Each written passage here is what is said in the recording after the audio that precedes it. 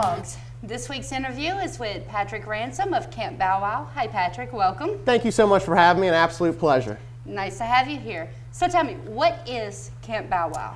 Camp Bow Wow is a premier doggy daycare, dog boarding, and training facility in Baton Rouge, Louisiana.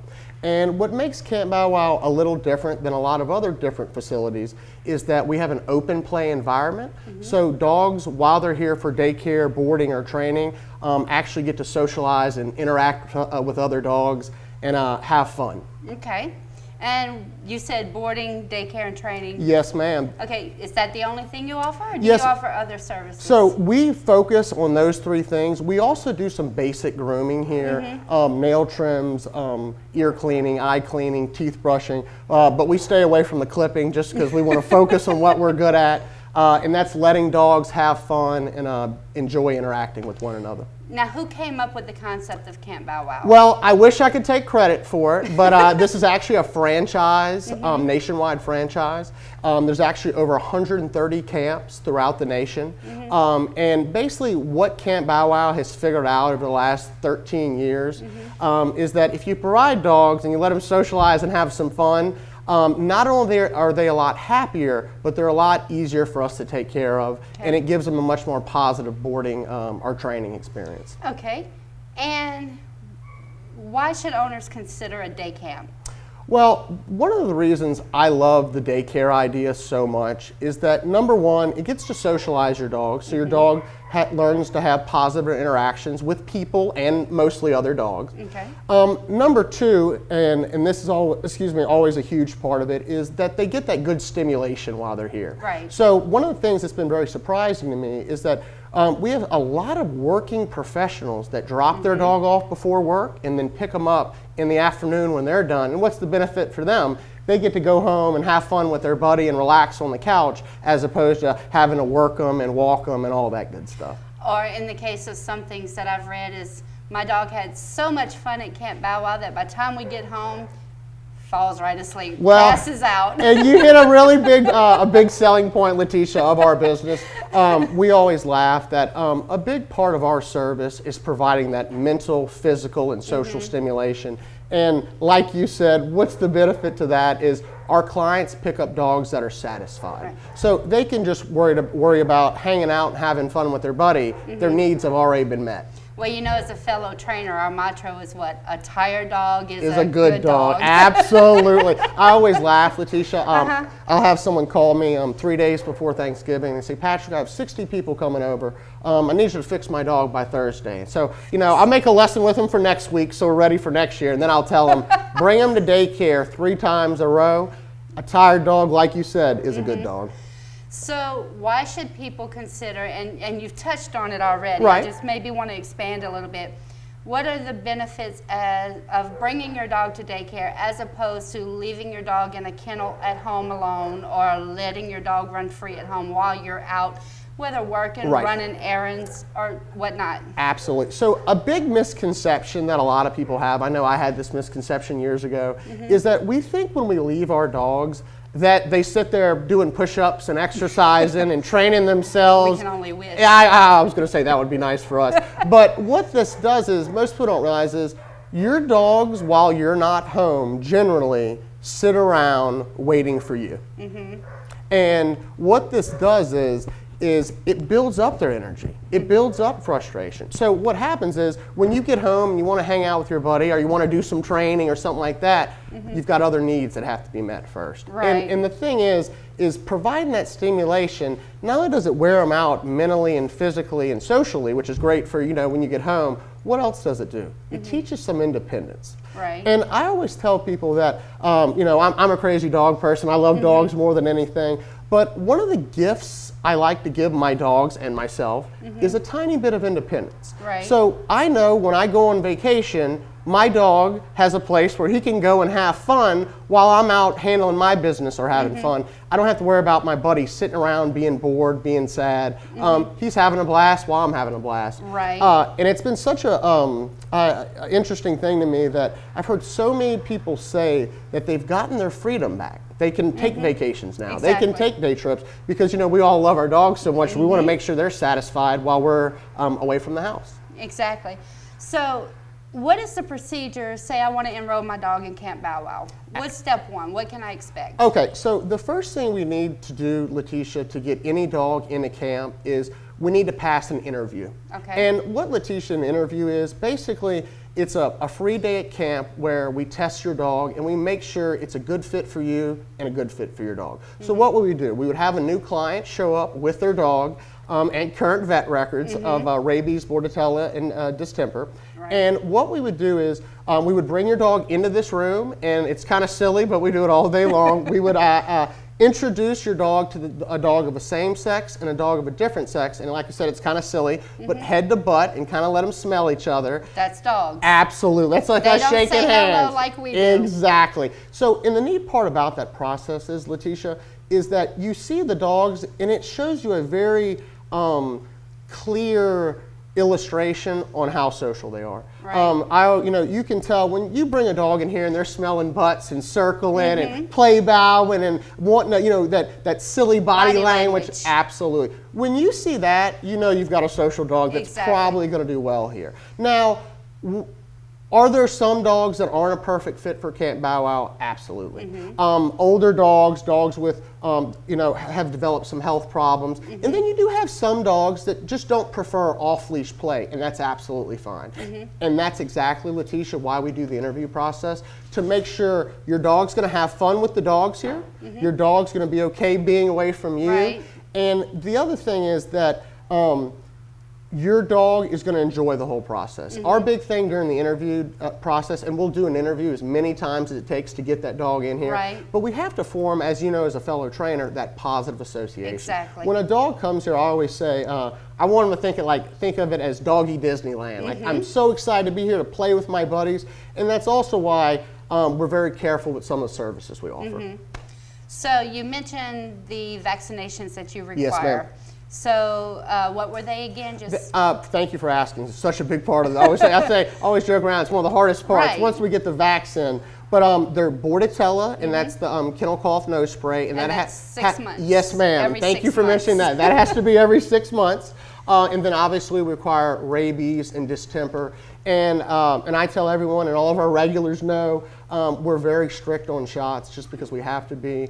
And I always tell people we make exceptions for everything but safety here. And with that being said, the shots in itself, usually a dog is not complete with their shots until they're about 4 months. Yes, ma'am. So that would be like your minimum age? Absolutely. And they have to be at least 4 months to get in the building, just because we want to make sure they're developed enough to play and have fun. And like you said, make sure they've gotten their shots and their immune system is starting to develop. And it's such a great thing to bring a young dog here, because not only it allows them to socialize with appropriate dogs, but you start to build that confidence and a little bit of independence. So how do you determine which campground or which playground the dogs would go into? So basically how we decide that is it's based on two things. Obviously the first one is size, which you know. And all the dogs that go into the play yards are very social, but obviously I can't have a Great Dane around a Yorkie just because a dog might accidentally step on someone or something like that. So we have 4 different play yards here. We have a teacup, a small, and then a medium and large yard. Okay. Now, I'm going to tell you, our medium and large yards are mixed with energy. They're intermingled. Absolutely, and I'm going to tell you why, because you have some medium-sized dogs that prefer to play with the big boys, and then you have some meeker big boys that need to stick around some smaller dogs. You'll also see every now and then a dog in the smaller yard that's a little bit taller, a little bit bigger than the other ones. We've got a couple whippets that come and things like that they look a lot bigger, but they belong with the little guys too. Exactly. And we just do that, like you said, just to make sure everyone stays safe in a controlled environment. So you have the interview, you sort which playground you think they need to be in. Now, do the owners get a tour of the facility the first day? Absolutely. So normally what we do is we have y'all come in with your dog and we start the interview process. And then while we're getting your buddy into the yard and after we get him settled, then we want to show you around the place and see exactly where your dog is going to be taken care of. And a big part of showing people around is, showing them the cameras that you can access through our website. Good point. I was going to bring that up. Or through the app for your phone. So one of the reasons I love the cameras so much is that it allows you don't have to take my word on how much fun your dog is. Exactly. If you want to check in with your buddy, get on the app, get on your computer, look on the campground, and it's such a peace of mind to know, to be able to watch your dog having fun and interacting as opposed to wandering. Because I don't care who you are, your brain can start to wander. Exactly. Now, once the dogs are put in the yard, yes, ma'am. Do they have a human in there with them? Or are they monitored? Or Absolutely, Letitia, and I appreciate you bringing that up. There is always a human in a play yard with the dogs, and it is never more of a ratio than 1 human to 25 dogs. Okay. And Letitia, I always tell you that the camp counselors are like lifeguards. Just like a lifeguard is not paid to play with your children, right, a lifeguard is paid to watch your children. And so you'll actually see, if you watch the cameras, there's some social interaction between the human and the dogs, but what they're really there to do is act like a leader, to move around and to watch the pack and to make sure that everyone's having fun and no one's getting stressed out. right. Now, if you do find one that's getting stressed out, Absolutely. or an older dog that's tired, Right. or handicapped dog maybe Absolutely. that may just need a break, what do you do then? So that is a prime example where we're going to put the dog up in a cabin for a nap. And how that process would work is, so let's say I see a 9-year-old lab and I can tell my buddy's dragging a little bit. Right. So what we'll do is we'll go ahead and put the dog in the cabin where he can hang out, drink some water, catch his breath, and then we're going to go ahead and call the parent just to let them know, hey, I just wanted to let you know Buck was looking a little tired. We put him in his cabin for a little bit of a rest. We'll let him out in about an hour or so. Okay. And what about toys and stuff? Do the dogs have toys in the play yard? So that is definitely a trainer question, which I love hearing. So Letitia, we would love to have toys in the yard, but unfortunately we can't because of resource aggression, and resource guarding and things like that. So the neat thing is, though, when you've got a yard with 20, 25 dogs in it, there's plenty of interaction without the toys. You'll see most of them, you'll see some dogs that play hard. You'll see some dogs that kind of hang out walking around. Then you'll see some dogs, I call it dog watching, they're just kind of sitting in the corner dog watching. But as long as they're getting that stimulation, that's the whole point. And like I said, we would love to have some toys in there, but once again, it's just for safety's sake. We want to be overly cautious that we can keep that real controlled environment. Right. Now you mentioned yard, this indoor-outdoor combination, what is a play yard? So another great point you brought up is, so we have indoor and outdoor play yards, and they're separated by freezer, the plastic freezer flaps. And the neat part about this is it keeps the inside very cool, number one. But number two, it allows your buddy to go outside as much as they want. So they can go outside, use the bathroom. You see some of our Dobermans sunbathing out there and having fun.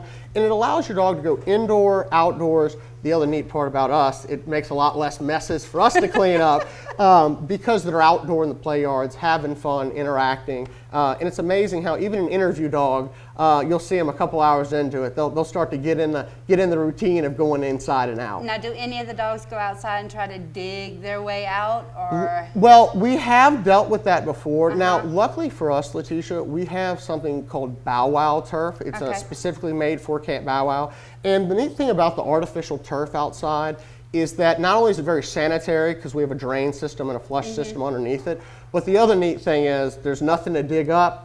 There's no sticks to eat. There's no ants to get into. There's no rock your dog could eat. So once again, it's very safe, and it kind of avoids some of those pesky dog behaviors that you see some dogs develop. Now, I happened to glance at some of the monitors when we walked in, and I noticed some of your outdoor areas have little pools. Absolutely. So you'll see some of them have little kiddie pools outside. And it's amazing, Letitia, you have some of the dogs, we couldn't keep them out of those pools if we tried. Then we have other dogs that won't even really mess with them at all. And the reason why we have a lot of that stuff is, number one, during the warmer months, it gives some of the dogs, they just want to go in and cool off a little bit. Even though our outdoor area is completely covered, we would just want to make sure everybody stays refreshed. And then you'll see some of them, it has nothing to do with getting cool. They just like playing in the water and splashing around. Yep, that would sound like a couple of dogs I know. Absolutely, absolutely. So, what should a pet parent do or bring with them if they decide they're going to come either board their dog or do the day camp option? Is there any specific Excellent question. food, Excellent tools, question. So, whatever? Letitia, I want my clients to bring anything that's going to reduce their dog's stress level. Okay. Anything from, like you said, their own personal food, not to mess with their diet, to their special toy, a shirt with your scent on it. Anything that they're used to having, I really would prefer if my clients bring this so we can replicate that home environment as much as possible. Now, I'll tell you this, you know, I always want my clients to bring that stuff. Now, the neat thing about Camp Bow Wow is that unless our dog is, you know, getting a nap or a timeout or things like that, they're in the play yards interacting and playing unless they're eating or napping. So the neat things is when our dogs are in their cabins, majority of the time they're sleeping and catching up on rest. But we always suggest bring anything that's going to make your dog feel more at home. Okay, well that's definitely reasonable. So I've asked a ton of questions. Is there anything in specific that you think our viewers would need to know or benefit knowing? Well, the biggest thing is, Letitia, when you're dealing with any sort of facility or you're dealing with any, you know, bring your dog anywhere, is that making sure it's a good fit for you and a good fit for your dog. And like we talked about, the benefits of daycare, and I'm sure you see this too, but there's so many people that have dogs that they think my dog's misbehaving or he's obnoxious, or, and what is the real issue? They're not stimulated enough. Right. And you know as well as I do, if you can, you said earlier, a tired dog is a good dog. If you can knock down that mental, physical, and social stimulation, not only is it going to make your dog's life better, but it's going to make your time with your dog a lot more fun. Okay. Well, everybody, this is Patrick Ransom, and this is Camp Bow Wow, and we will have their contact information on the screen, so I'm sure they look forward to hearing from you. Absolutely. Thank you so much, Letitia. Absolute pleasure. You're welcome. Y'all have a great day. Bye-bye.